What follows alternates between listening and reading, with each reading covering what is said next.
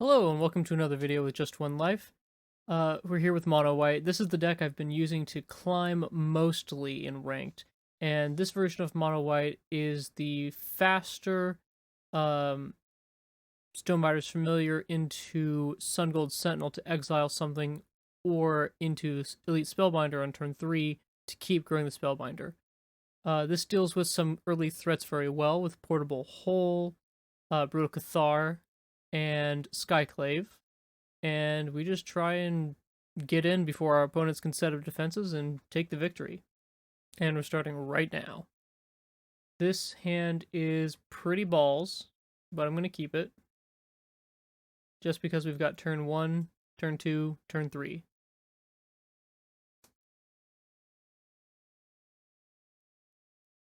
Awesome. Now, I sometimes like going Raydan on the backside. It's really good on the front side to get in flying damage, and is really good to prevent sweepers. But it looks to be we're facing against mono green. And against mono green, we just want to Skyclave away their pack leader.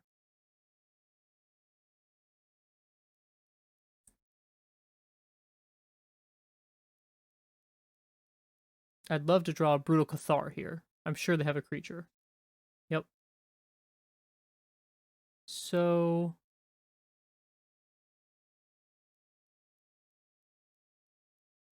my attacks are kind of bad. I think I just play Raydan. And I only come in with Sun Gold Sentinel. Which kind of feels bad. I would love to attack with more creatures.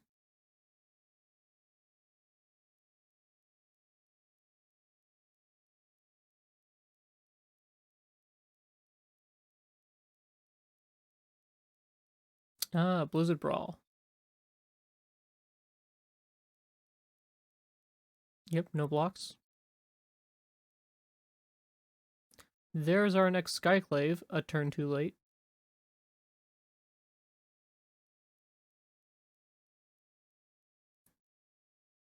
We just have to get rid of the pack leader. We could Skyclave away the Liberator and get in with one more creature, but the real question is, do we attack here? I think the answer is yes.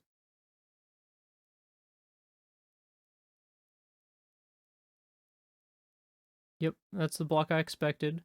But that means next turn we can power up our Faceless Haven, or if they do deploy more ground blockers, yep, we can get them with the cave.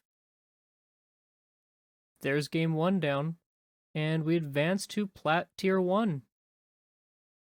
That means that Diamond is within our reach. See you next game. Game 2 against Wu-Tang Clan. This is a great hand. Exactly what we want to see in a mono white.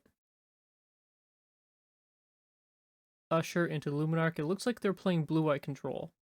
So it can be risky to commit to the board too strongly.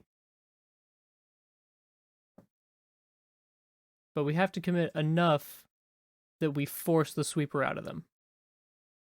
I'm sure this is a Foretold Doomscar, which I believe costs 5. So we are okay to cast one more threat. Could have been a Jawari Disruption. Okay. So we could take their life gain and make it cost 2 more. We could take the removal. Investigating isn't too bad for us. This Field of Ruin really shuts off our Faceless Haven. Disdainful Stroke will never get us. So the really only options are Faithful Mending and Fateful Absence. And since they have 2 mendings, I think I'm going to go for the Absence. The first mending is card disadvantage anyway. It's only the flashback that's card neutral.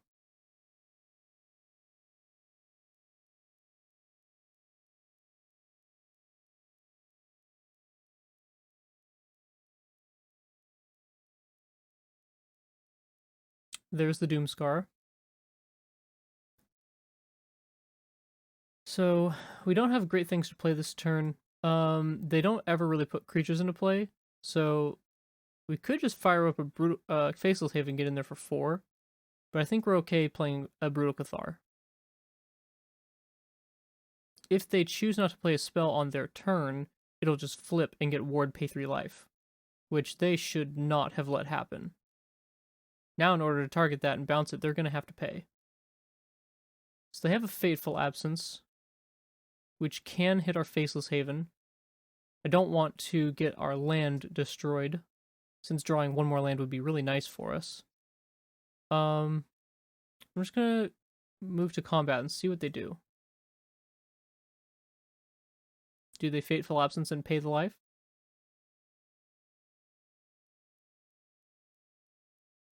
They don't. Well, we'll put another one into play. Moonrage Brute. Their only counterspell we know of is Disdainful Stroke. This is actually really great for us. They probably shouldn't have done that during our main phase, because they gave us an extra mana to cast Luminarch with, which we most definitely will cast.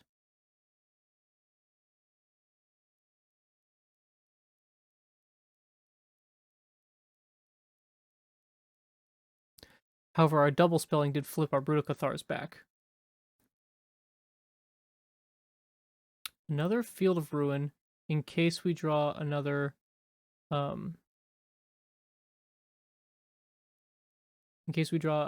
Faceless Haven. Well, we get in there for 6, and I'm just going to end the turn so that we don't commit too much to this board and get it swept.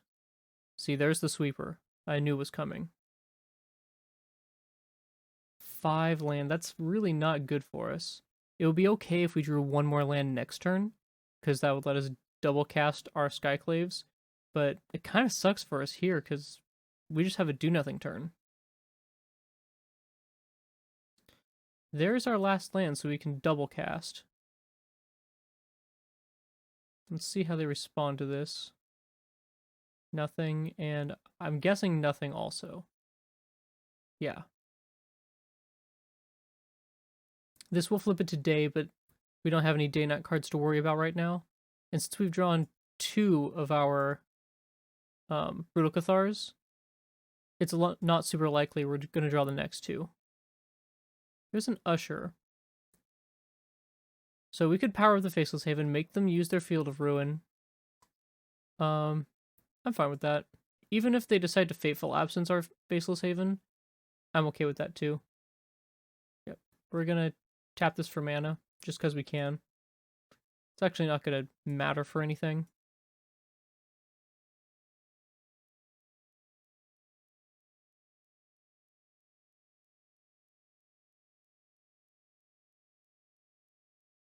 Let's see if they take this. Divide by 0. Interesting.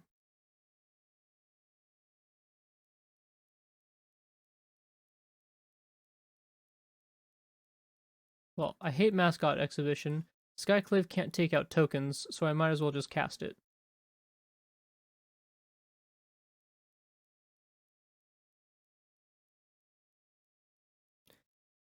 We need to draw something really good here, because it looks like Blue-White Control is in the position where they love. They have just enough life to survive, and they have blockers. This Spellbinder isn't too bad. Let's see what they got going in their hand. Got 3 cards. Another Memory Deluge.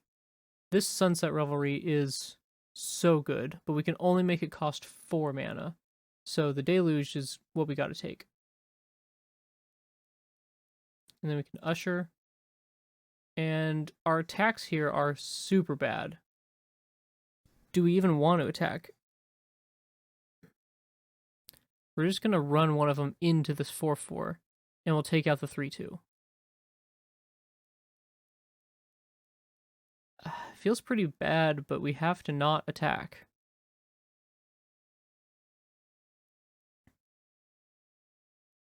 We do have the creature in our deck that pumps the whole team.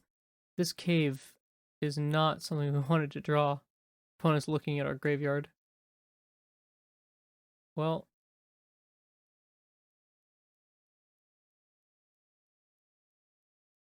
unfortunately, we have to continue not attacking. This is the position where blue-white control has officially taken over the game, and we've got nothing to say about it.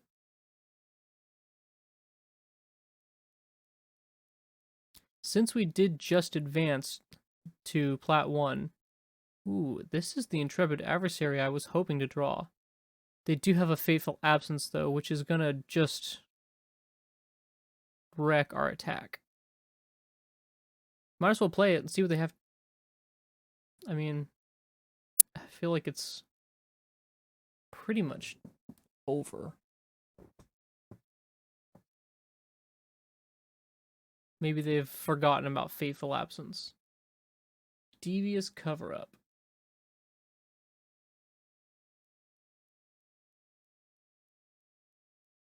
Well,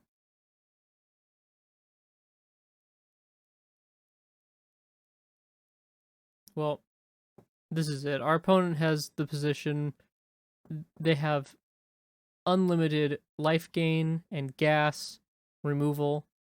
Unfortunately, even though we have 20 life, it's game over. So, see you guys in the next one.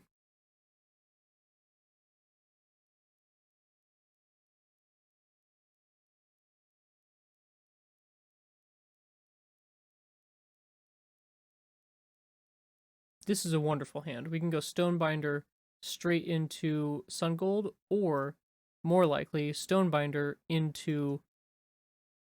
You know what? Let's do Usher into double Stonebinder. That lets us get in just one more point of damage. Huh! They've got an Usher too.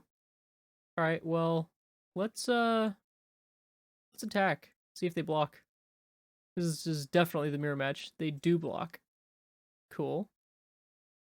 I doubt opponent has nearly as good of a turn 2. Because these are going to be 2/2s when our Sun Gold exiles their Usher. Oh, Luminarch. Nice. Faceless Haven. You know, maybe we Spellbinder here instead of Sun Gold. I think we do. It still exiles a card, so the Stonebinders still grow. So we get a Raydan or Sun Gold.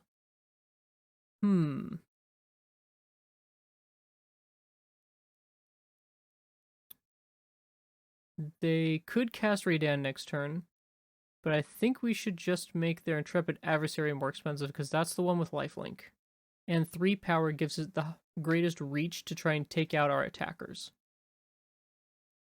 Snap block with a Luminarch. That's pretty surprising. I assumed opponent would value Luminarch a little higher. There's Raydan, but we are fine with Raydan. And, here, I think I want to do another Spellbinder because if we draw a land, we can Sun Gold and Luminarch in the same turn. And that would be a sick play. Also, taking that right there makes it so that next turn they can't double spell. We come in with both, of course. Raydan likely blocks our Elite Spellbinder. Doesn't. Wow. They really like Raydan for some reason.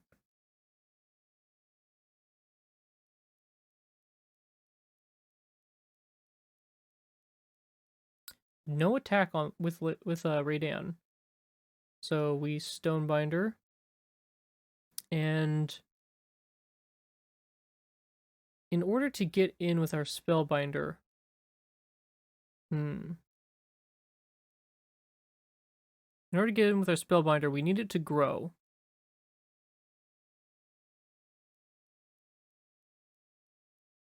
I think we just Sun Gold, and then we grow Stonebinder with that. Doesn't really matter. I don't think they have any graveyard recursion. And then we should just attack with all. That puts them to 5. Then our Sun Gold can Hexproof get in for 4 next turn. Let's try it out.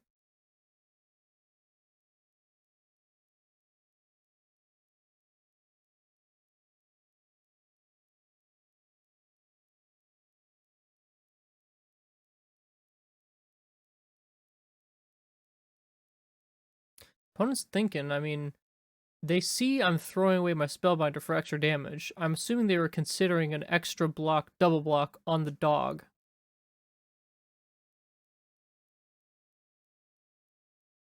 Yep, they play their Sun Gold. As expected. Luminarch grows their Sun Gold. Attack? Oh, that just means opponent's dead. Right? Oh, that comes in tapped. I played that, I lost. We activate ability. Choosing white. Oh, I forgot about vigilance. Okay. Well, we still have a good attack. So we're going to go ahead and attack with all. Our Stonebinders get to grow. So they're going to lose a bunch of creatures here.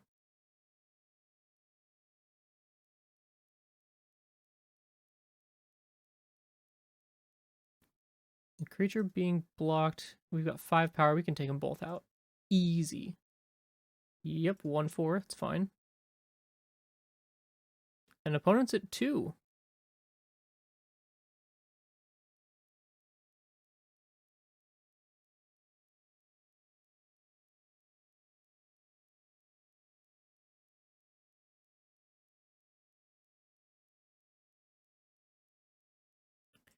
So we play Luminarch.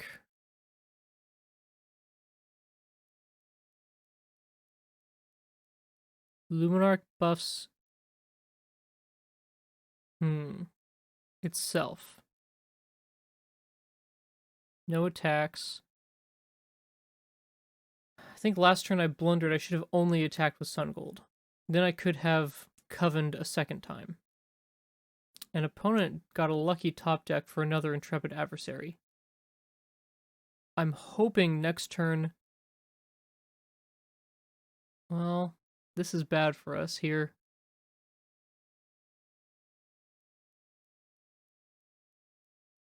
I've got to trade this away.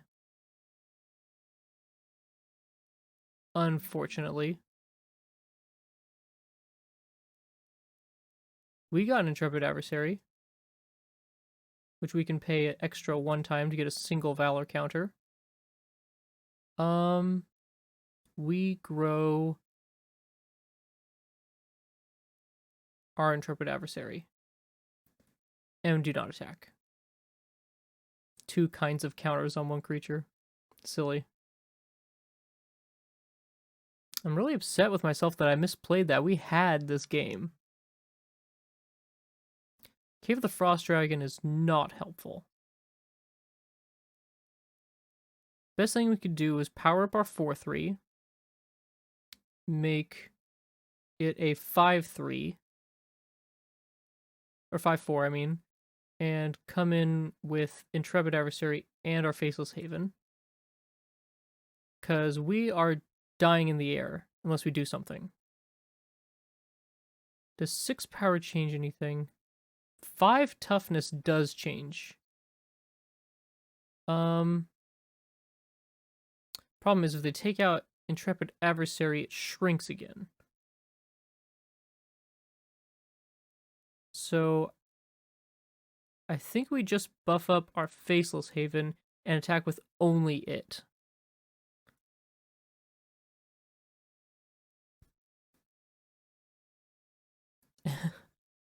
Yeah, I missed that. That's good. I like that block.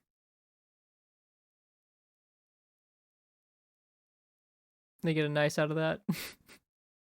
Oh no!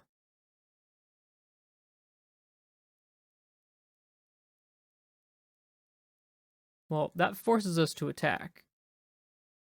Interesting. Well, I can just block here, and then I'll attack with the Intrepid Adversary to stay alive. I drew another Luminarch.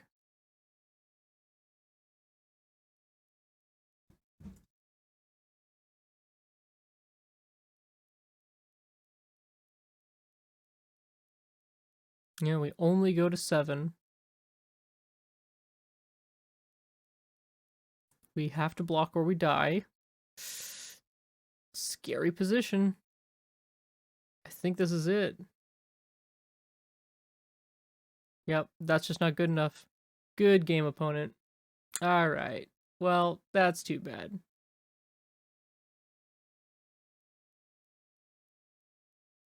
Luckily, we don't lose any ranking. So, that's fine. We got our save spot. Let's see how well the next game goes.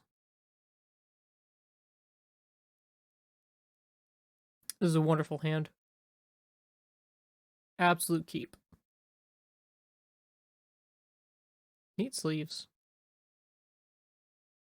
You know what? I'm going to move my camera up just a little bit so you can have better view of how much land I have.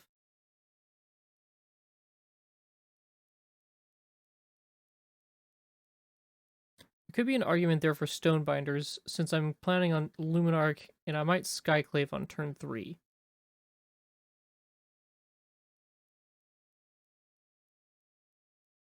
Luminarch can grow Usher, but we can't attack with Usher because it dies to Brave the Stench. They may just sacrifice it and kill Luminarch. I believe they have a 1-mana sacrifice in their deck. Okay. So we did get to 3, and then we're going to go 4 straight away. So Skyclave should exile Eye Twitch.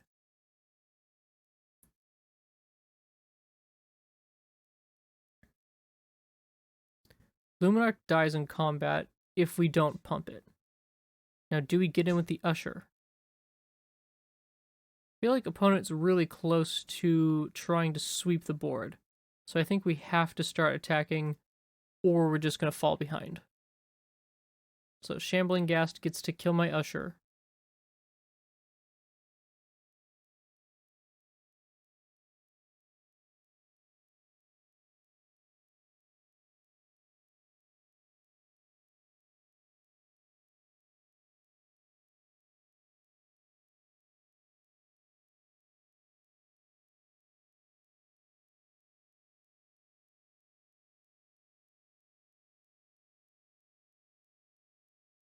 Skullport Merchant. Sure. I think I would rather, instead of playing the Legion Angel, go with a Stonebinder's Familiar and then an Elite Spellbinder to grow the Familiar. Lolth or Infernal Grasp. They can cast this next turn no matter what, so we're taking Lolth, putting it up to a 7-mana spell. Crazy expensive. It feels like no matter what we grow here, they're going to be able to block anyway. We might as well just attack, so we can get 2 points in. Targeting our Skyclave makes their Infernal Grasp decision next turn a little harder on which one of these 2 they want to target. It's still probably going to be the Aspirant, but killing the Apparition takes out a 3/3 and gives them a 1/1. They're going to save their decision until combat happens. They probably want to see where I'm putting my counter. So we'll go to combat. Now, what are they least likely to want to destroy? I'm going to put it on the Stonebinders, because I really don't think they'll kill Stonebinders Familiar, which means them letting us go to combat was a mistake.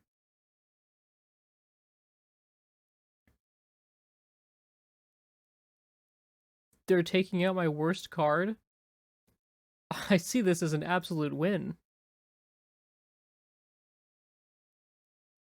All the other cards on the field are just better than that.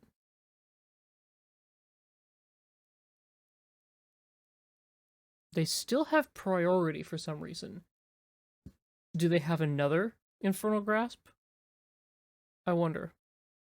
What could that all be about?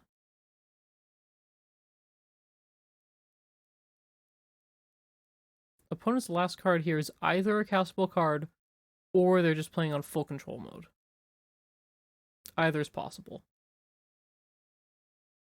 Best way to fake out a card is playing on full control. They might sacrifice this? Okay. I'll play my Legion Angel.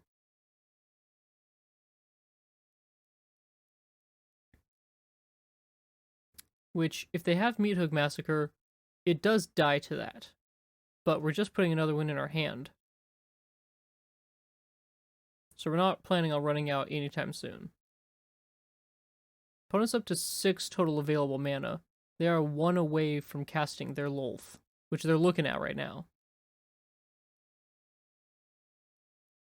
Blood on the Snow. There's their sweeper. I was a little bit afraid of that, but it's not the worst thing in the world. Ooh, I wish we could cast both of these cards, but getting the Legion Angel in first seems more important.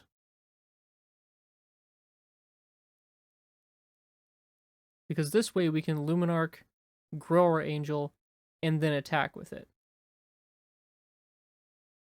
Or we may wait an additional turn so it survives the Menacers. Double Luminarch? We don't have to wait. That was a great draw. Now Angel grows twice. Do we kill Lolth? They die in 2 attacks if they don't block. Problem with this is they can just block once, or block with one creature, and then next turn block with the other.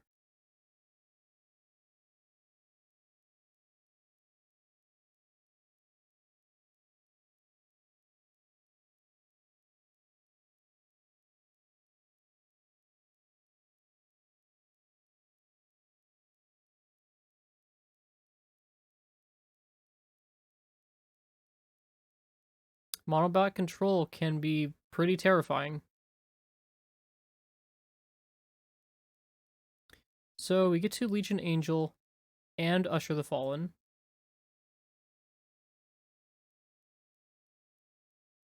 I am still terrified of a board sweeper. It would be absolute worst thing in the world for us.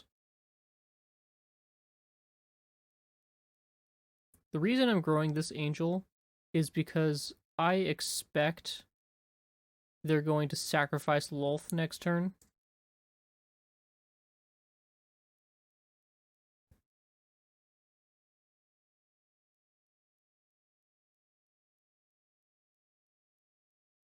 And they just get so much value out of these plays, it's incredible. Whereas we have to win quick, and if we don't, it can be really hard for us to finish out the game. 3 soul counters changed to a 3/7. Creeping in phases out. What a fun keyword, phases out. More blood on the snow. Oh, that's so painful. And now they can make Menacers. Control has pulled ahead, and we have stalled out. And we've drawn lands. They didn't make Menacers, but I don't really see a way we have to win this game anymore.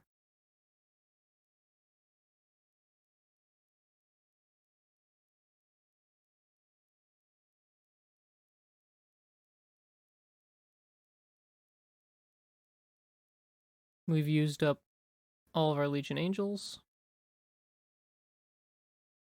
Next turn we can get in with a Cave of the Frost Dragon that does die to a double block. They also have a Field of Ruin. Dies to Field of Ruin. Oh man, opponent's starting to get aggressive. We will not block. Oh boy. Oh boy, oh boy, oh boy.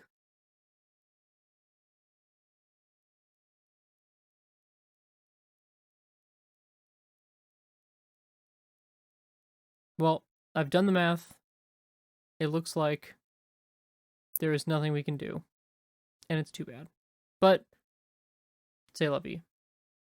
Opponent, good game. We're going to go ahead and move on to our last game. Okay. This is a great hand. We don't have a turn 1 play. which I usually really like to have a turn 1 play. But we have 2 aspirants.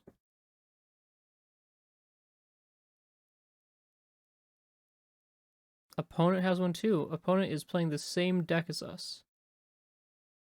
Alright. Fair enough. We will copy you.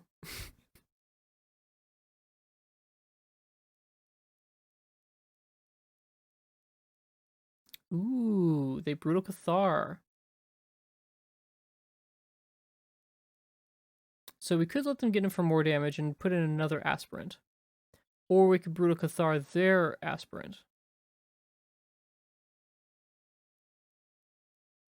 I think I want to... Yeah, we just Brutal Cathar theirs. We go, hey, I see you. Nice. Nice plays, opponent. We did get to start on the draw, which is a big disadvantage against mono white. And as mono white.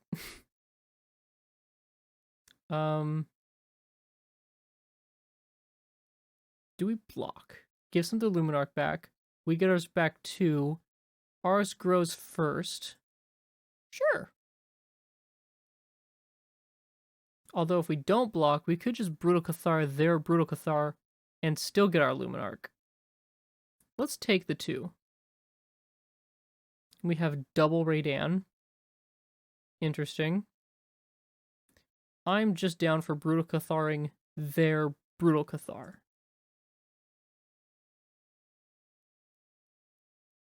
Luminarch grows ours, and we get in for 3.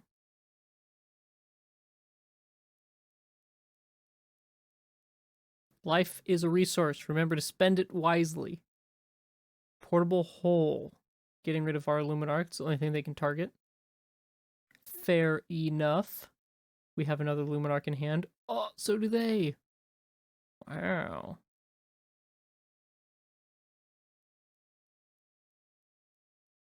So we draw a land. Doesn't do anything for us. Gosh, we could just cast Raydan. Problem is, since theirs has grown now, it can kill ours. We could Spellbinder, prevent one of their plays.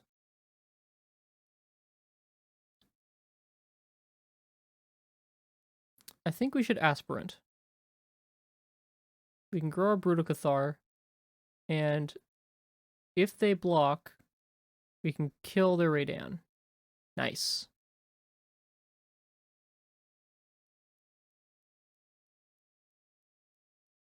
Skyclave, taking out our big Brutal Cathar. Makes sense.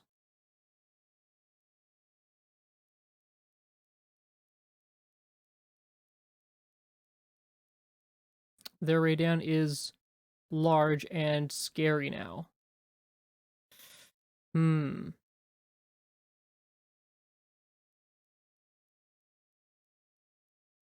We can Elite Spellbinder, or we can Raydan. Believe Spellbinder is the play. Oh, they have a Legion Angel and an Intrepid Adversary. Both cards I don't like to see, but we could make the Intrepid Adversary cost 2 more, which means it so they cannot pump their team. And I think that would be worse for us. No attacks.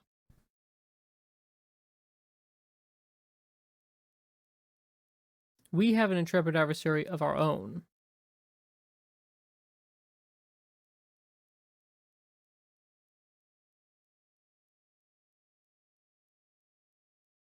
I think our next turn has to be Spellbindering the next Legion Angel.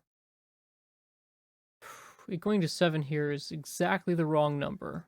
We have to block.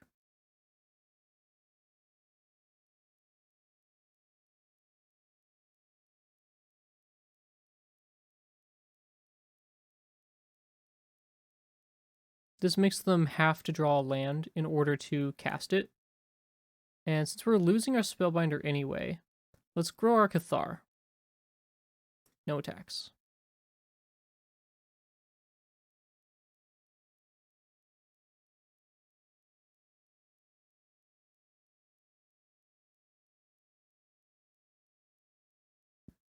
Now we really are in a position where we have to draw a Skyclave or another Brutal Cathar. It doesn't really matter what they take from us here.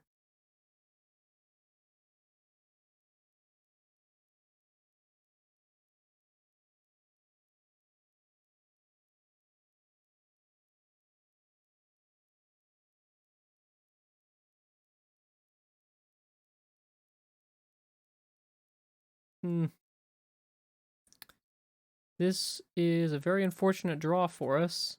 I'm afraid that's it. Mono White wins again. It's just too bad that's not our Mono White deck.